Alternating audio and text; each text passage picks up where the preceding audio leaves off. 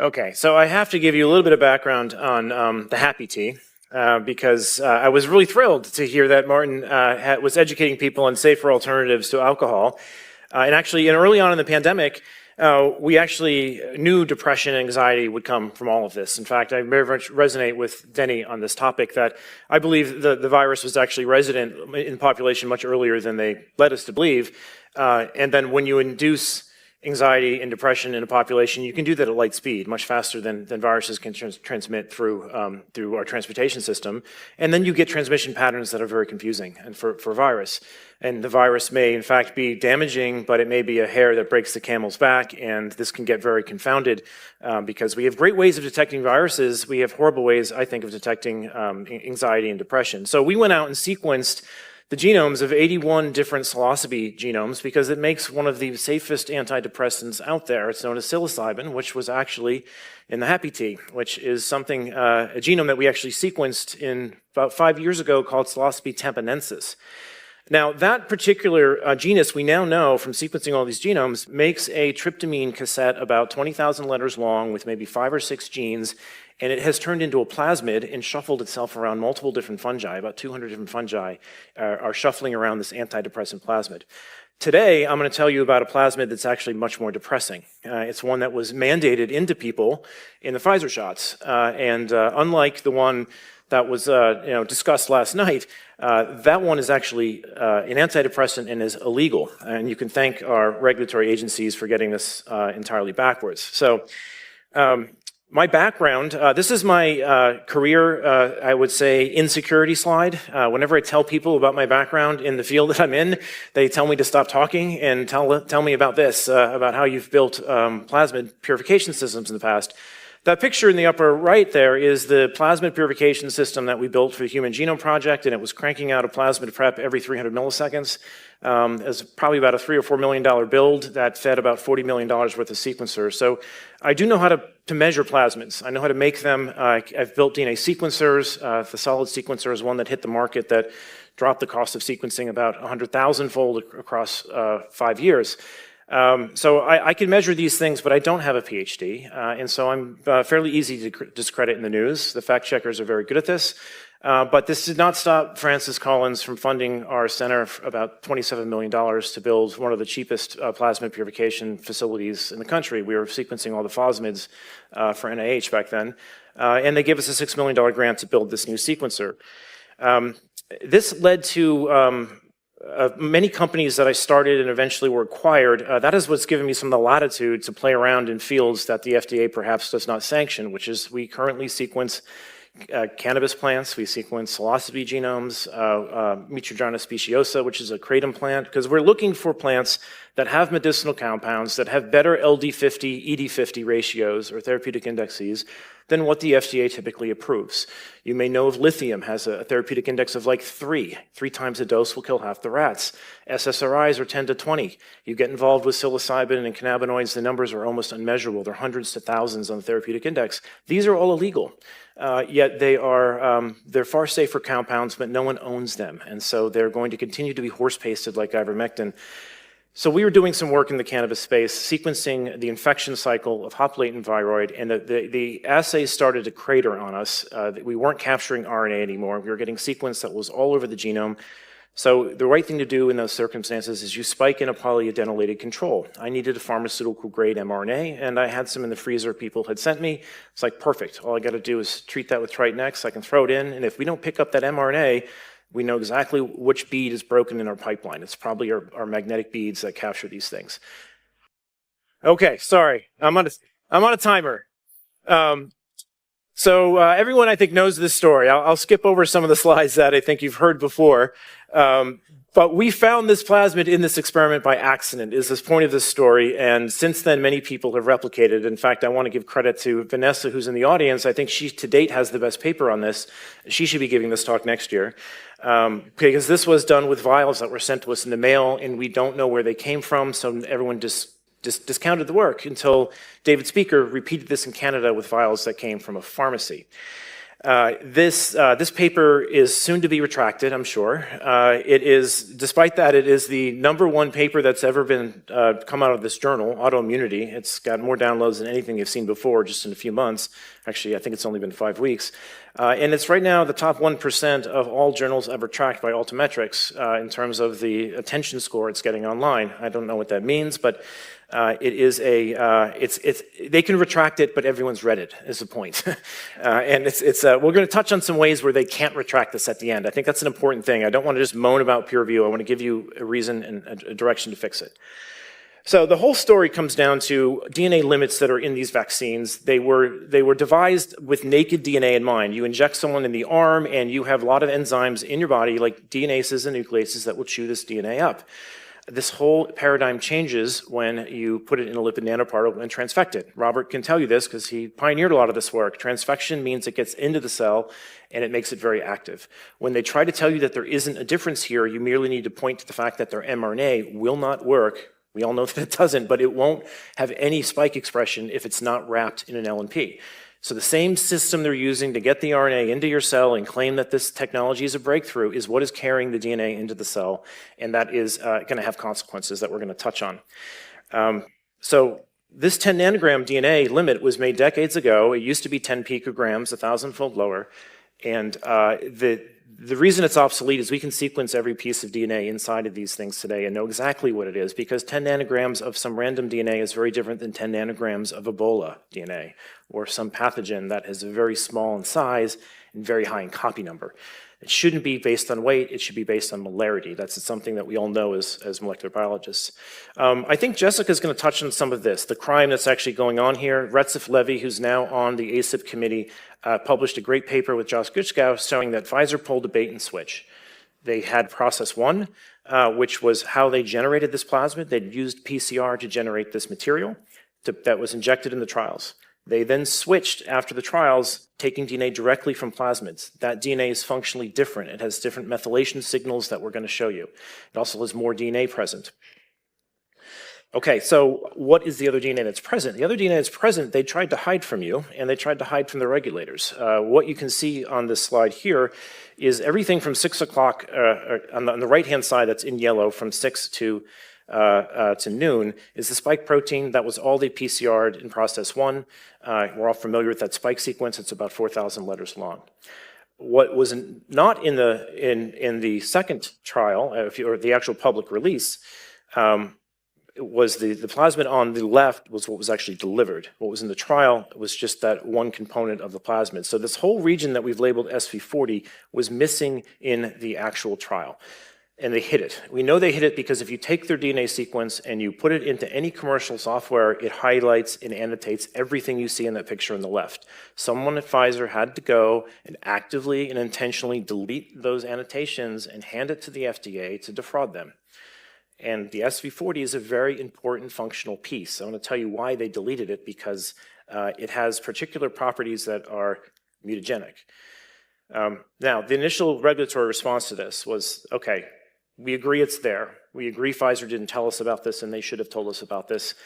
They then turned around and said, we're going to start lying on behalf of Pfizer and tell you that it doesn't matter, that the DNA is too small in size to matter, it's too low in quantity to matter, and it's not functional. And they kind of left the story at that, and the person involved in this now works for Eli Lilly. His name is Peter Marks. Okay, so how is it functional?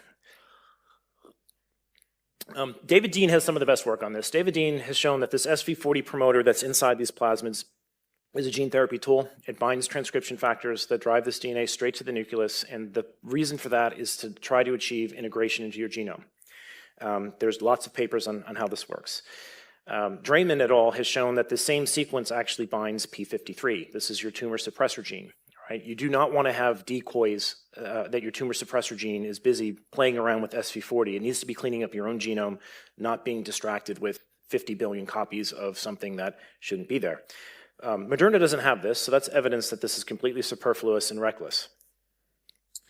Sinigel et al. Published after this all happened, so I can't really blame them for not knowing this, but this paper demonstrates that this SV40 enhancer, which overlaps with the promoter, is a hypermutability element. It attracts something known as ApoBec. ApoBec is a cytosine deaminase that goes around and mutates Cs to Ts in your genome. Okay, 25 minutes, I can do it. Yes. Okay, so this is, we don't want these somatic hypermutability elements in here either, so to the point of functionality. Is that still too fast? Okay, so the FDA guidelines on this, they came from a paper called Sheng Fowler and Keith Pettin.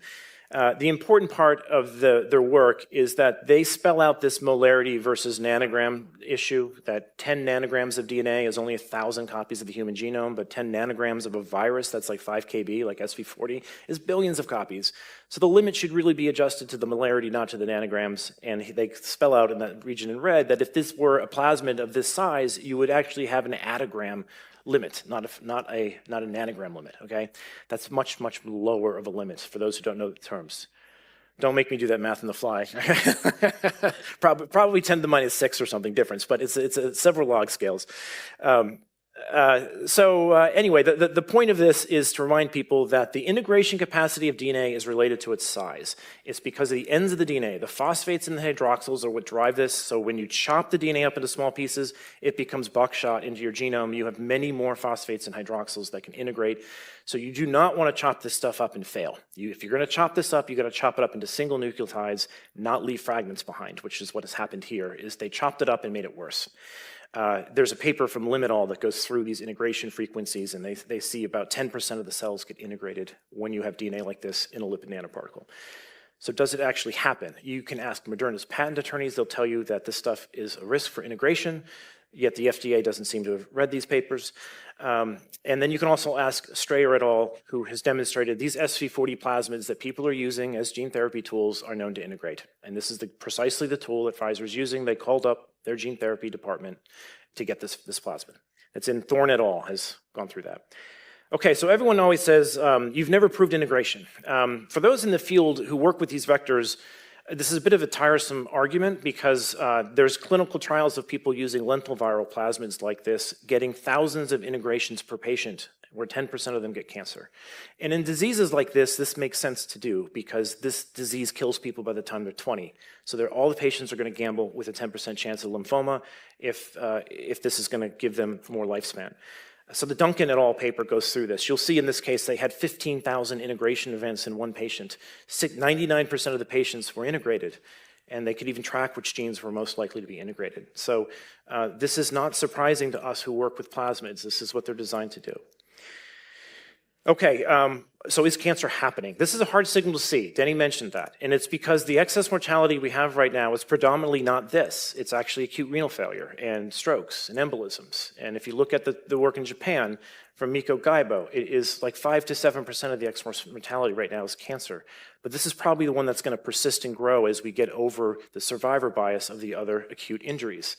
Right? If you are so unfortunate to have not died from acute injury or from acute renal failure or stroke, you might be lucky enough to get cancer, right? But we're not going to see that signal for another 10 years as it's slowly starting to emerge today. So one way that we've been tracking this is if you look at drug sales. Drug sales are interesting data because if you lie about your drug sales, the SEC can put you in jail. If you lie when you're at the CDC, no one goes to jail. Right? So the challenge of getting data out of the government databases is that you're probably working on a foundation of sand, and you should go to the market data where people have a little bit more accountability. And so when you look at the drug sales, you can see they're on the rise. This has been adjusted for GDP and population increases, and it's concordant with the timing of these injections. Let's look at persistence. Multiple papers out there show that DNA and RNA is sticking around for a long time. We don't know which molecule it is because most of these tools are using RT-PCR. They amplify both DNA and RNA. And at the time these papers came out, they didn't know about the contamination that we had found. So they thought it was the RNA. But the Krausen paper sees it in heart cells 30 days out. The Roentgen paper sees 60 days out. We have papers finding it in placenta 2 to 10 days out. We have it in plasma 28 days later. And we can see in breast milk 5 days later. The breast milk paper is a bit of a joke. We're calling these pregnant people. They used a PCR assay that had a copy number, an LOD of 440,000 molecules. You have to be like a really bad high school student to make a PCR test that can't pick up 50 molecules, and this thing is like orders of magnitude broken. They did that so they could say it was only there for 5 days and called them pregnant people. So always a red flag when you see that in a paper that there's look deep into the methods. Oda et al. Probably has the record here at 17 months in cerebral arteries. So this stuff is persisting. We now look at the protein side of this. The protein side, this is sticking around longer. We have 709 days in the Yale study. Actually, we know people in the Yale study. Lindsay's one of them. She's still positive 1,700 days out of spike protein. That's not normal for proteins to last that long. Something is likely regenerating this. We don't know where or why. The Patterson study stopped at 245 days. All right, so the protein, again, being picked up. They know it is spike because they're using mass spec that has 2 prolines that are different, so you can tell that it's there. We've taken a different angle at answering this integration question. We went and downloaded studies that were doing RNA sequencing between the vaccinated and the unvaccinated and comparing those. And if you do that, you can go into the sequence read archive of these peer-reviewed studies, pull out their sequencing data, and scan them for the plasmids that shouldn't be there. And in all these 5 studies, we find it. So this tells you it's not just in the vials, it's actually in the patients, and the blood supply is now contaminated. Now, those who understand RNA sequencing know that you usually use a DNase in that process or run it through an RNA column that gets rid of most of the DNA. So this shouldn't be here, yet we're still seeing it. We're probably picking up 1% of what's actually in these patients. So Chakrabarty pointed this out. We verified it. This is the Ryan study that you can look at. There's lots of plasmid sequence there. The ODEX study is really contaminated. We can reassemble the entire plasmid. We're actually able to figure out the bivalent. When we first sequenced these, we sequenced bivalent vaccines. That's like 2 vaccines in one. So our sequence had some errors because we confused one valency with the other. We used DNA sequence from these patients to fix those errors in NCBI because we had enough sequence to actually fully reassemble the plasmid in the patient after they were treated with these things. NAVL et al. Is a very interesting study. Less DNA contamination, but it's still there. But this RNA sequencing shows us, if you look at the differential gene expression in NAVL, the C-gas sting pathway is turned on. That is the sensor in your cells that when foreign DNA gets in, it triggers an interferon response. So we've tied the contamination to a change in function that's going on in this patient. This is also seen in the Lee study. They also have a C-gas sting pathway that's getting triggered. The Krosik study was done in mice, and this was another one of those cases where we had so much sequence coverage over the vaccines that we could reassemble the plasmid without having to go back to our prior references. Okay, so who else is seeing this data? There are some people online that are digging through this. John Bodwin's got great work on this. Again, his signal is mostly for acute renal failure, but he can see in the death records in Massachusetts there's a spike in certain types of cancer. David Wiseman's done some of this work with Ed Dowd and Carlos looking at the Wonder database at CDC. Even CDC's own data can see this as long as you don't work there, then you can't see it. But if you don't work there, it's very visible. It's like putting on magic glasses, I think. Just leave the building and it will become available to you. The actual work from Ethical Skeptic has recapitulated some of the work that we've seen. He's looked at drug sales as well and can see some increase in drug sales in the cancer field. I think that one of the most interesting studies was in Japan. It got retracted, of course, but this was a study that demonstrated the excess mortality in Japan now surpasses the tsunami and Hiroshima combined. This is the most mRNA vaccinated country in the world. 80% of them got 3 doses. 7% of the country got, 13% of the country got 7 doses. Now you can see the decay in the dosage up here going down. Hopefully this works. Yeah, all right. Right, this is going down at a slope, right? There's less people taking them over time. The adverse events and the mortality is not going down. That means this wave isn't over, and it's going to probably continue for another decade. The types of cancer are changing in Japan. This is another key signature. The age group is going down. That's getting them, and the flavors are switching from lung, colorectal, stomach, and liver to ovarian, prostate, leukemia, pancreatic, lip, oral, and pharyngeal. These are more estrogen-based, which I think you've pointed out to me before, that the types of cancers are moving in a very interesting direction. Pfizer knows about this. They're out buying cancer companies. They dropped $43 billion on Seagen and $2.2 billion on Trillium. So what else could be causing this? Very recently, we have been using Oxford nanopore sequencing to sequence these things to understand the length of the molecules that are in there. Pfizer keeps telling us, or the FDA keeps telling us, the molecules are too short. Well, if they have no measurement to know this, we FOIA'd them. Some of the great journalists that Jessica's going to go over FOIA'd and ATIP'd Health Canada. Health Canada told the public these molecules are too short to matter. They're on email record almost the same week asking Pfizer how long they are. All right, so, and Pfizer answered they don't know, that they have to build an assay to figure it out. The assay is a $5,000 Oxford nanopore sequencer. It's not a lot of money, all right? This costs us maybe $1,000 to do. And it gives you a nice histogram of the length of the molecules that we're finding, and you can see a good portion of these are over 500 bases in size. But the other thing that Oxford Nanopore can do is read DNA in ways that we've never been able to read before, where it can pick up the methylation status. These things work by threading single molecules of DNA through an alpha hemolysin pore. And when you do that, there's a picoamp current difference as the DNA goes through that pore that is indicative of the sequence context running through the pore. So if it's methylated, it gives you a different sequence. So now we can read two other bases in the genome that we've typically never been able to see with traditional sequencing. We all know of A, T, C, and G. But the C's are often methylated and the A's are often methylated. It's not as heritable, so we ignored it in the Human Genome Project. But it's very important information for your cells to know whether the DNA is actually human or whether it's foreign. Your DNA is methylated on C's, CpGs, C's next to G's. Bacterial DNA is methylated at a different motif known as a CCWGG motif, and that's a signature for it being bacterial. And sometimes it's the A's methylated. Viruses do the same thing. So when your cells see methylated DNA, this is a way that they can sort out whether this is self DNA or foreign DNA. If it's foreign DNA, the cells go haywire, and they trigger the cGAS sting pathway to go and either kill itself and shut down with apoptosis, or they grow like mad oncogenically. All right, so this is a very important switch in the cells that we have to track. Now, the unfortunate thing for Pfizer is that they didn't bother to think about this when they left the plasmids in there, because the plasmids are all methylated. And there's a way to do this to not have any methylation. PCR is one way, or you use a cell line that doesn't do this.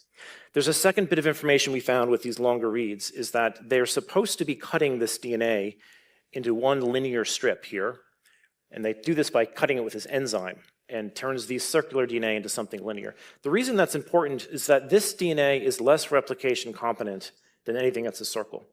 And if you leave it as a circle, when it gets into your cells, if there's an SV40 origin of replication, it will replicate and make more of itself in your cell. So again, this 10 nanogram limit really can't be agnostic to the type of DNA. If there's a mammalian origin of replication, you have a Xerox copier that is going to replicate inside of a mammalian cell, and it's going to shed, and it's going to spread, and you're going to create a pandemic from a vaccine plasmid. This pandemic actually occurred in Seattle. There's a paper called Beck et al. That was making vaccine plasmids. It infected the entire lab staff and got out to housemates, and it triggered false positive PCRs. And it was pcDNA 3.1, the same Pfizer backbone spread all over Seattle. Out of a vaccine laboratory. So these have to be handled very carefully if they have any of these mammalian origins of replication and toxic peptides. So they failed to make this cut. We know this by sequencing these things. There should be a break there in the DNA, and when you read this, there is no break there in all those gray reads. Those horizontal reads are reads that traverse the cut site. They failed to linearize it. When there's no liability, this will never get done correctly, all right? This should be, all of these molecules should have been cut, and there very likely are replication competent plasmids in some vials. The record we have so far is 500,054 bases that is highlighted here in blue, and you can see it encodes some of the spike and the entire replication cassette that includes the neomycin resistance gene. Philip Buckles has found one that's 5,000, so he actually has the record so far. But I'm convinced if we were to do this on more lots, that we would eventually find a 7,000 base pair piece. It's just a matter of sequencing deeper into more lots. We've only done maybe 10 or 20 lots like this. These sequencers, however, will not sequence a circular plasmid. Just the nature of these nanopores, they can't fit that in and read it. So we won't perfectly be able to detect all the full-length plasmids with this method. But what you can see here in all these yellow lines are the methylation, the methylation marks that are ticked on the DNA. This is the DAM methylation, which is methylating this A, and this is a heat map of how methylated it is across this region. And this is the DCM methylation. Now, this is a particularly boneheaded move to do because many papers out there will show that, for instance, let's see right here, if you can see that in large, previous studies have shown that E. coli plasmid DNA more efficiently activates cGAS sting than synthetic PCR. This was published ages ago, all right? They were reckless. They did not notice this difference in changing from PCR to plasmids, that they would have a different type of DNA there. There's other activity here on CD69 as well. These papers are good references for this. This paper is really damning because it's from 2010 about how to manufacture these plasmids, and they go into great detail about what you need to do to make sure you do not leave this methylation signal behind, and you just use DCM and DAM knockout E. coli. They're common lab strains you can order from New England Biolabs, but this kind of says it all. Prior to clinical development, that DAM positive or DCM positive plasmids is recommended for DNA vaccines, but DCM minus plasmids for DNA therapeutics and cell transfection reagents. If you're going to transfect this and it's going to hit C-gas sting, it can't be methylated. And this is known in plasmid manufacturing, and they just skipped right over it. Okay, so we're going to talk about the weaponization of science the last few minutes I have here, because our paper is very likely going to be retracted. We should have a polymarket bet and find out who wins, because it's good entertainment. You should note that earlier in the year, many people in the pub peer mob warned us that they're going to retract our papers before they read them. For those not in the scientific field, that's kind of funny, because you're supposed to retract papers if there's a particular detail you can find that's wrong in the paper, not because you believe someone's an anti-vaxxer or that you don't like what they said to you on Twitter. So this is a person who works in the pub smear mob. This is an organization that runs and attacks papers when they publish. There's a reason this is happening now that I'm going to touch on. But it really comes down to the fact that when you publish a paper, you give $3,000 to $5,000 to the journal only if it gets published. If they desk reject you, they get no money. So now what they're doing is they like to accept your papers to take your money and drag your reputation through the mud, as long as they have some control over the retraction process that's operating over at PubSmear. And it turns out a group called Science Guardians, I'm going to touch on, has figured out that many of the people in the integrity offices of the journals are actually operating also in PubSmear to complete this loop. They're involved in the retraction process, and it's a big game. So our paper's now been put under investigation because of this individual sent in a bunch of complaints about something we cited in the Klindman paper suggesting like 7 bases of DNA could integrate, and it's a risk. And they fabricated an entire paragraph saying the Klindman paper says X. Vaccine Mole read through this on Twitter and said, wait a minute, you made that out of, you just fabricated what that paper said to try and shut down this paper. Our paper went under investigation because of this, and the journal never picked up on this. And he's now confessed to it. Good catch. I did in fact fabricate this lie to the journal, but it wasn't my fault. Grok did it, or ChatGPT did it. So now you have to understand that the hilarity and hypocrisy in this is that PubSmear spends all of its time chest pounding about how bad there are paper mills out there that are using AI to publish papers. That's all false. And here they are using AI to fabricate information to take down papers they don't like. So it's kind of funny. They've also been some emails circulating suggesting there's retraction for hire people out there, that you pay them on PayPal and they'll help do some of this dirty work for you. Science Guardian is the one who picked up on the fact that there are a lot of people in the research integrity offices at Taylor and Francis that are also working in PubSmear, and this seems to be a little bit of a collusionary activity that it would be it'd be far worse for pharma if these people just run around and desk reject things, because no one knows about desk rejections. But the moment they actually approve you, they take your money, they take your copyright, they hang you out to dry in public, and then tell their friends over at PubSmear, go attack this. And when they're all done with this, we've wasted a lot more time, money, lost our copyright, and at the end of the day, pharma is better off because they've taken our money and they've ruined our reputation in the process. So this is why I think retractions are actually going up, is because this is a more effective way to shut up dissidents than to desk reject them, is to actually let them go through, but just have a hand in the process of destroying them later. So we have to get rid of this. And one thing that I've been doing lately that I think is a good way to disintermediate the journals, because the journals really do not bring us any value anymore. Anyone can post a PDF. This is not rocket science anymore. And the real value in peer review is not giving $3,000 to the journal. We wish that money would go to the reviewers who are actually doing the hard work of review. They're the people that bring the quality to the paper, not the editors. But none of the money goes to the reviewers. It goes to the journal, and they also get advertisement money from pharma. So what we're starting to do now is to post these papers on Nostr, which is a decentralized relay store that runs on Bitcoin. This you cannot censor. And so we can put our paper up there, take a link to that paper, And I tend to etch that into Bitcoin's op return as well. Bitcoin is even more secure than Nostr. It's been around longer. Very recently, they had an upgrade in Bitcoin that allows a little bit more space to be etched into their memo section. So I write in the journal title, I write in the author, I put in a link to the primal network that has the image of the paper. You can't put the whole image in Bitcoin. It doesn't fit. It's not a good place for it. And then I put a hash of the file that will tell me if anyone's modified the image, the hash will not match what's on Bitcoin. So it's sort of a tamper-resistant mechanism by putting your hash on an immutable ledger. But these immutable ledgers have a monetary network built into them. So now it's not very hard for us to turn around and put out a bounty to say, I'm going to give $500 up front to whoever comes and reviews this, as long as you put your CV public and all the reviews public and all your conflicts public, and then we'll let the Twitterverse decide whether you are honest or not. And if you're very good at this, I might pay more later. And if I want it done in a week, I'll pay more. And if I don't need it done in a week, I'll pay less. Like we need pricing signals in peer review. If you don't have a pricing signal in a market, it turns into a communistic hellhole, all right? You need to be able to stratify urgency, and you need to be able to stratify scarcity, and you cannot satisfy a supply-demand equation if you don't have a price signal to do this. So I think this is the direction we should go, which is build a price signal into peer review, get rid of the journals, make this peer-to-peer, and put them on immutable ledgers so that no one can ever take them down again. And all the tools are there. I have a Substack that walks you through how to do this. So we need to Uberize this. And Uberizing, I mean, I'm tired of seeing PhDs driving Uber. They should be reviewing papers in the weekend, and I'd pay them more than what they'd get from Uber.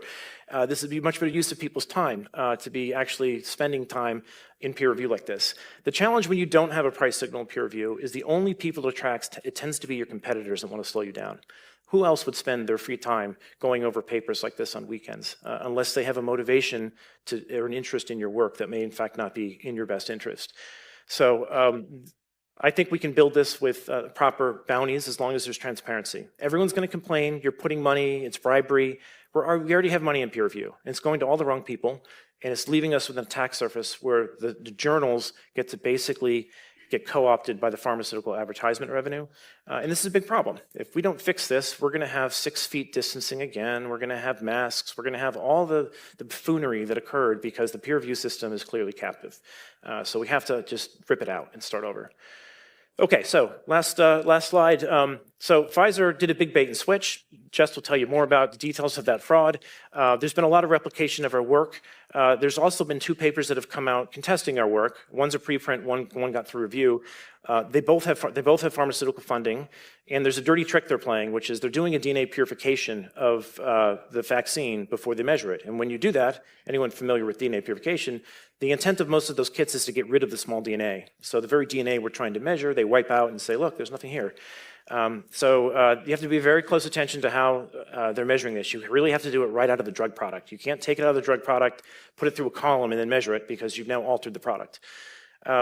There is now a lot of people seeing this in RNA-seq data, so it's in people, it's not just in the vials. The blood supply is contaminated.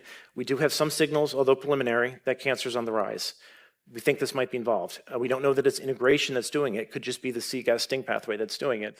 There are several papers showing this post-vaccination at the injection site. So like we can't be calling these anecdotes anymore.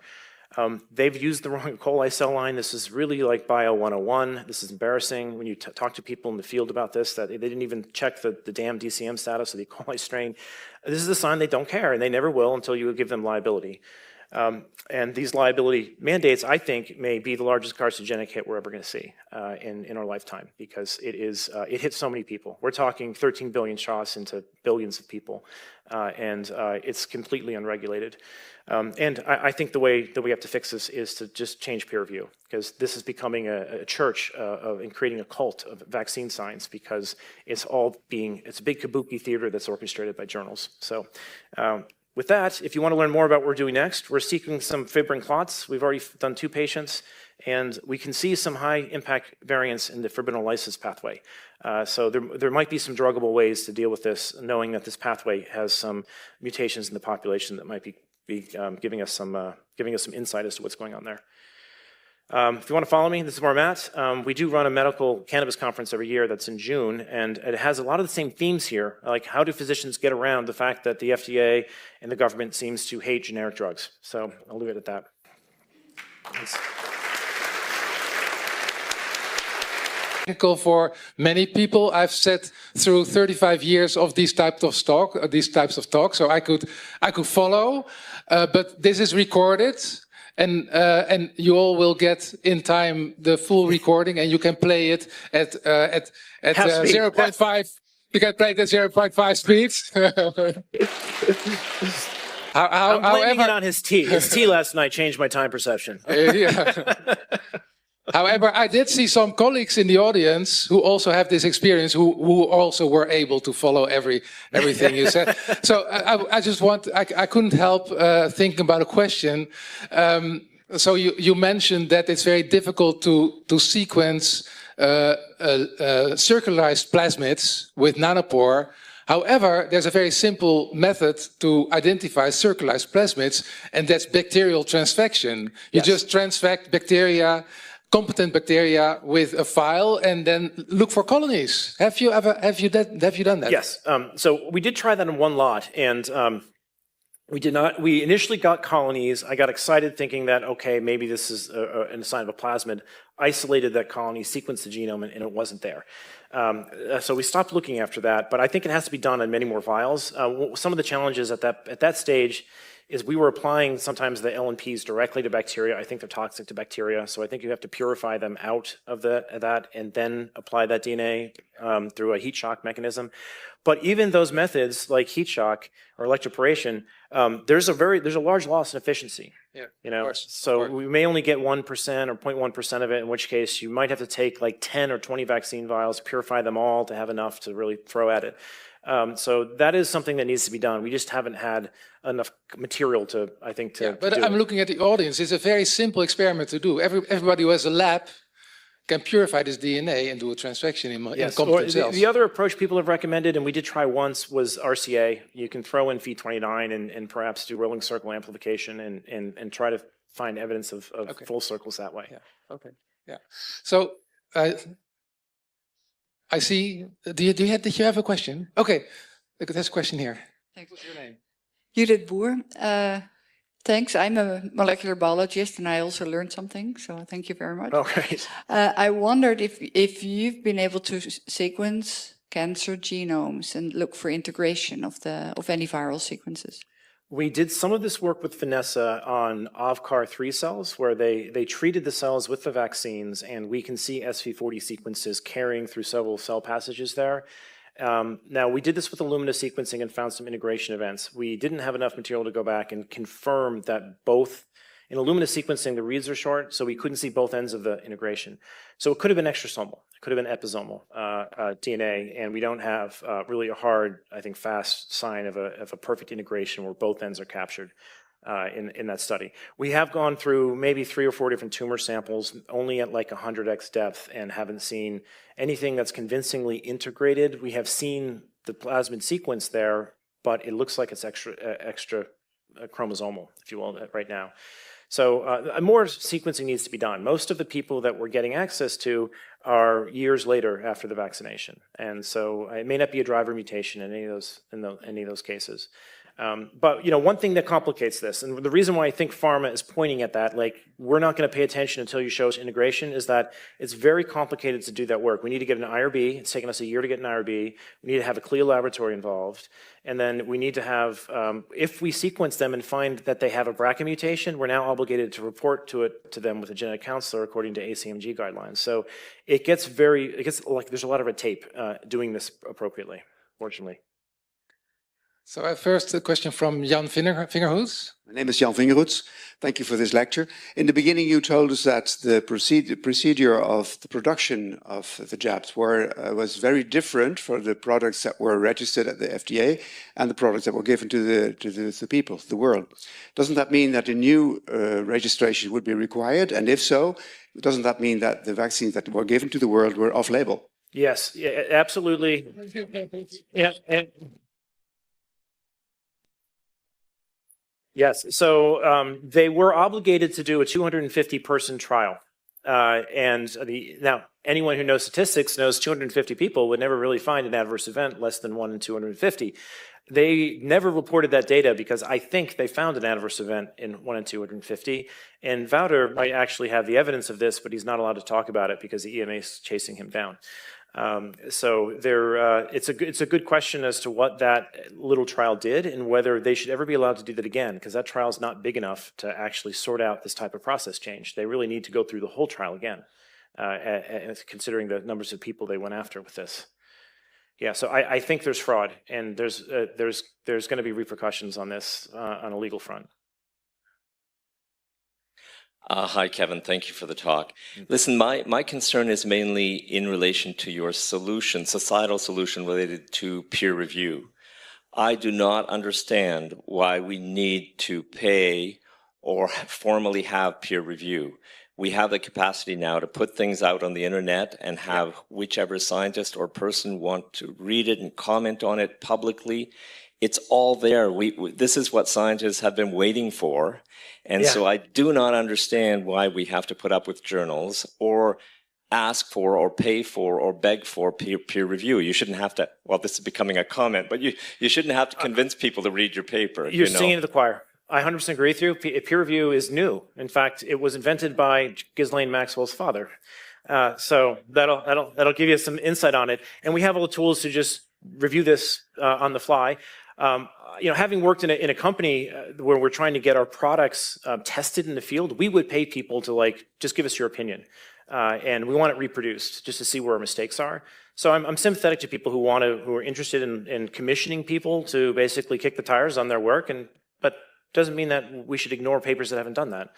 It's really more of to appease people who still abide by this church. But you're absolutely right. Science worked just fine without it many years ago. Robert.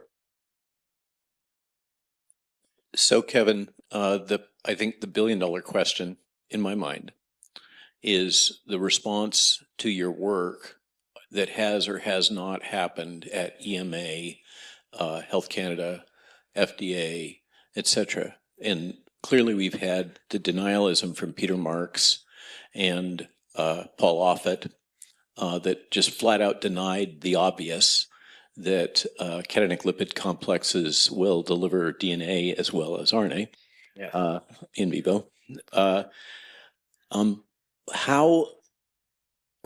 What has been your experience with the global regulators, Western regulators, in terms of responding to your data? And oh, by the way, a tiny little point.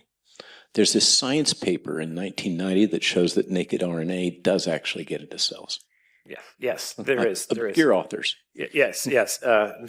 Fascinating.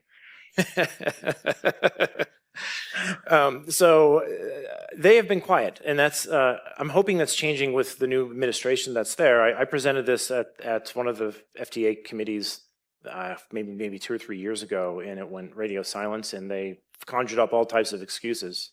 You just said 2 years ago, you presented this data to the agency and they blew you off. Is that what I heard? Yes, absolutely. Yeah, many more people have been injected, many more people have died since they've ignored this, and they've had this on their plate since then. So I think there's a criminal intent there. I also believe this is going to look like RICO in the end, because they basically are covering for their sponsor now. You want to translate RICO for the European audience? It's racketeering. It's racketeering. The moment you're given evidence that there's a crime going on and you start covering for the criminal, you're part of the criminal enterprise. And this is what has been going on for the last few years, is that they admitted they were deceived and then turned to the deceiver for the excuse for why they were deceived and parroted it all over the world. To your point, this was exactly the point that I made at the ACIP in the last meeting, was that Brendan Burrell has demonstrated a direct manipulation of primary data in the submission, the biodistribution study, and the response was from Pfizer. Yes, I'm paraphrasing. Yes, and the FDA knew we were doing it. Right. So that sounds to me like they're not really a regulator; they're part of the marketing department. And that shouldn't surprise us if you know how the FDA is funded through the PDUFA Act. At least half their revenue is coming directly from their sponsors, not from taxpayers. So they whistle the tune to whoever pays the piper, I think, on that one. So I'm hopeful it will change with the change administration. There's been a lot more communication since that's occurred. At least I'm hearing from the ACIP committee and other people. So I'm hopeful that they'll start to act on this. But one thing everyone should know is when the regulators say that they don't think it's over the limit, none of them have tested it themselves. None of them. They're all just saying Pfizer said it was X and we believe them, even though they just lied to us about SV40. Now, there is one set of high school students that did go into the FDA laboratory at White Oak in the summertime for an internship, and they were able to find it. High school students can find it. The FDA cannot, all right? This is how ridiculously easy this is to do and how negligent it is that they've not replicated it. Okay, I have to go to another question that was raised all in the back. You mean on how fast I speak? Or well, I think that this is a really important point in that if you clean up all this DNA, we're not out of the woods. I don't want to pretend that this DNA is causing all these adverse events. There's a lot of other problems here. This is really just forensic evidence of a crime. And it's decentralized into all their vials. They can't take it back. But the spike protein's a problem. The LNPs are a problem. I think the spike is actually amyloidogenic, and we're not going to know that problem for another 3 or 4 years. So cleaning up all this DNA doesn't solve the problem. Christoph, there's a question at the back here. Yeah, Christoph Lotte, World Council for Health. Brilliant as usual, Kevin. There seems to be this strange discrepancy at the moment about the cancer issue. That almost every practitioner can share on a daily basis how many stories of new onset cancers they have. You talked about the shift in Japan of the type of cancers, but all statistics don't really show that you call it the second stage of damage that we're facing. Usually cancer would take a lot longer, 10 to 20 years to appear anyway. Right. But thanks for pointing out that at least drug sales show an indication that something is going on. Yeah? Was that just the US data or was it general? That was US data, yes. Okay. That was US data normalized for population and for GDP and inflation. So there does seem to be a rise since the vaccine program. But I've dug into that a little bit deeper. I need to do a little bit more work on this, but what I'm trying to tease apart in that data is the types of drugs, because there are certain cancer drugs for different types of cancers, and I want to see that match the shift in cancers. There's some preliminary evidence that it does, but I have to confirm it through a few other sources. There are a few urgent questions. Connie, you had a question. I am not allowed to. Well, okay, I give you the microphone, but please give it back. Connie Jimenez, I'm a researcher. So are you considering to do proteomics on the blood clots? Because the proteins are the molecules of life carrying out functions. And we saw nets with proteomics in clots that we analyzed for Professor Burkhardt a few years ago. Yes. Okay. So I would love to. I have instrumentation envy. Okay. I don't have a mass spec. I wish I did. Okay. Let's talk afterwards. But yes, netosis was clearly evident in the DNA sequence here. For those who don't know, netosis is a neutrophil extracellular trap. DNA helps make a web inside of these clots to attract proteins and histones, and it leaves a signature in the DNA when you sequence it, and we can see that at least. So there is netosis going on in those clots. Yeah, so Connie Jimenez is professor oncoproteomics at Amsterdam, so she has the equipment. Excellent. Okay. Evelyn. Yes, thank you, Evelyn Peters, for this very worrisome talk. Is the Seattle story implying that the plasmid sheds, and does it need a vehicle, or how do you think this happens? This is a great question. So this is a paper called Beck et al., B-E-C-K, and the title of the paper is somewhat illusionary in that they're just saying, hey, watch out, this could make false positive PCRs. They don't really speak to the fact that, no, you had a bioweapon leak. This is a plasmid that is traveling in E. coli and in mammalian cells, and it got out of your laboratory carrying a nucleocapsid expression cassette. And it was behind a CMV promoter, which means it's getting expressed. It's expressing the protein. If that were spike, it would be a spike bioweapon leak. And so that, whether it's shedding through aerosol, I don't know, but, you know, E. coli gets moved around, touching, shaking hands, and, you know, fecal oral might move it around as well. I think they need to be thinking about these shuttle vectors that can move between E. coli and mammals as being zoonotic risks, and that those things need to be, they should not be using those for vaccines, because now you have something that can go into people and go into bacteria, and now it's chaos, and that happens. Yes, thank you for that. I mean, the shedding is an entire session about shedding. Of course, the presence of the mRNA milk already shows shedding. Those are an extracellular that shows vesicles. shedding. Yes. Last question. I'm sorry for Sven. Yes, and it's more of a comment because we are doing at the first Doctor's Appeal, I and two associate professors, one in cell biology and one in statistics. We are looking at official data from Statistics Sweden, and we can see an increase in breast cancer for quite young women, and in small cancer in the small intestine, colon cancer and rectum cancer. And we have used statistical analysis, so this is statistically significant increase. So I'm glad you brought this up. There's an important point in this. Sometimes people will not see the signal looking at just excess mortality in cancer alone. But if you break it down to individual cancers, what you find is some cancers go down while others go up because of the shift that's going on, and it hides the signal.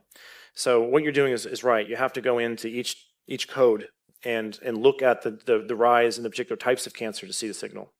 In some jurisdictions, I'm sure it's different in so it's very interesting that you see the increase of estrogen-related cancers, and the spike protein very strongly binds estrogen receptor alpha in a nanomolar range, and can activate it. So it can activate estrogen receptor, and it can also suppress, but it can activate and suppress. Yeah, Okay. there's another paper that complements that comment from Wafik El-Diari, also on the ACIP committee, where he found that the spike protein itself downregulates P53. So independent of the DNA interacting, the protein itself is downregulating the expression of it. So we have a two-hit hypothesis here. Spike is downregulating plus some DNA. And of course, we know that there's lymphocytopenia and neutrocytopenia. So there's a whole host there's probably 15 different reasons why this thing can cause cancer unrelated to the DNA. Okay, we have to stop it here. Thank you very much. Kevin, you got a little... What? Oh. I came from the other way. Thank you. Cheers. Kevin McKernan, everybody.